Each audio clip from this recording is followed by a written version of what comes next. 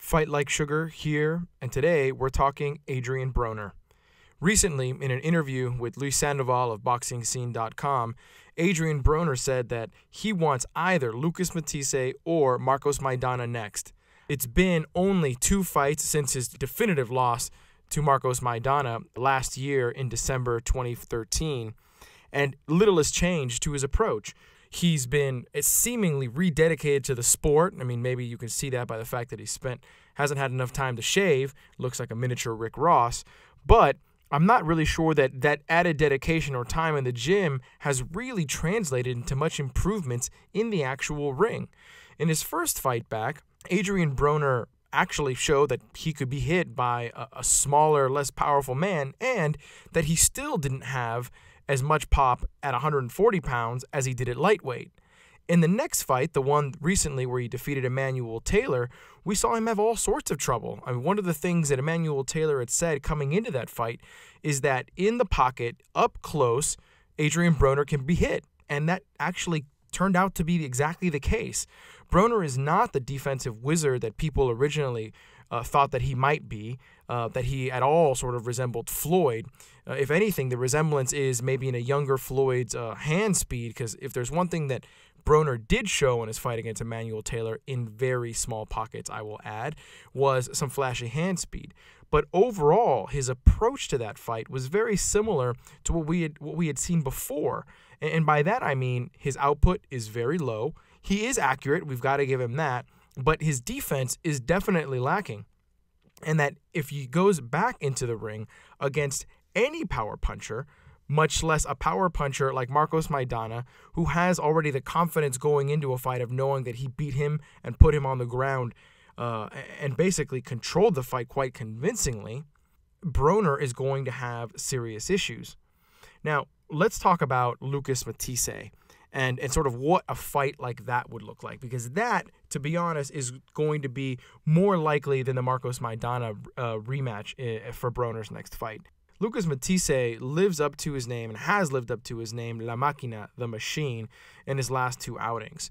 After his defeat by Danny Garcia, his first time back in the ring was against John Molina. Anybody who knows John Molina knows that he's an excellent fighter who has been underrated. And he showed that. He was able to put Lucas Matthysse down on the canvas multiple times, showing exactly why Molina is a quite avoided fighter. But the important takeaway from that fight isn't so much that Matthysse went down, but that he got up with a vengeance. He showed that he's got an excellent chin and that his just die-hard spirit is very much intact after the Garcia defeat. He willed himself into a victory and showed that even late into a fight, he's got serious pop in his hands, and that's why he completely discombobulated John Molina toward the end of that fight and eventually knocked him out. Then we have his most recent return on the undercard of the Broner-Emmanuel Taylor fight. And this fight, honestly, against an undefeated fighter from Mexico, holder of the WBC silver belt, should have been more competitive. A very poor decision made by the referee there when Ortiz was hit solidly with a fantastic liver shot, went down, hurt so bad he had to spit out his mouthpiece, and there in front of him the referee is counting 1, 2. Banji Estevez, even gets a little bit closer to Ortiz to make sure he can judge accurately whether or not he's ready, and he counts all the way up until about 9.5, and then all of a sudden counts Ortiz out, even though Ortiz had gotten his knee up off the canvas and was standing. There was a little bit back and forth as to whether or not the decision was merited because of the fact that Ortiz had spit out his mouth guard, but I don't really think that that's correct. If a man stands up at 9.5 count, he beat the count. He's up before 10, and unless you're saying, and by that I mean unless the referee is saying that he's calling off the fight because the fighter could no longer fight, he thought that he had taken too much punishment, that's one thing. That's always within the discretion of the judge. But if he's saying that he was counted out and that's why the fight was ended, well, that's a totally different thing. In that situation, we have a mistake, and that's why that fight should not have ended early. Now, truthfully, do I think that the fight would have ended shortly thereafterwards anyway? Yes. I think Lucas Matthysse would have pounced on him, because if there's one thing true about Matthysse, is that he has a killer instinct and that he's a finisher. Both of those things bode very, very poorly for Adrien Broner in a fight, because not only is Matthysse going to come out there and is going to assert his ferocity on Adrien Broner, and is going to close that distance, because he cuts off the ring quite well, but he's going to land thudding punches, whether they're on the chin, on the temple, the nose, the arms, the body, the liver, wherever it is. It's gonna hurt Adrien Broner.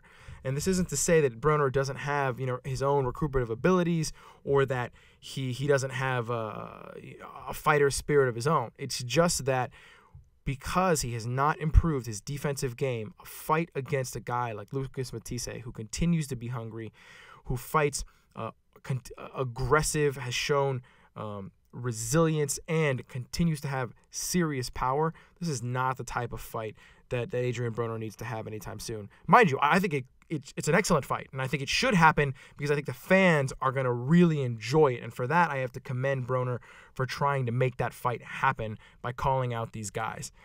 Now, whether or not it's realistic that he's going to win or not, that's a totally different deal. And if my money it was going to get thrown down, onto one to lay down a bet, it's definitely going to be going on Mathisse's side.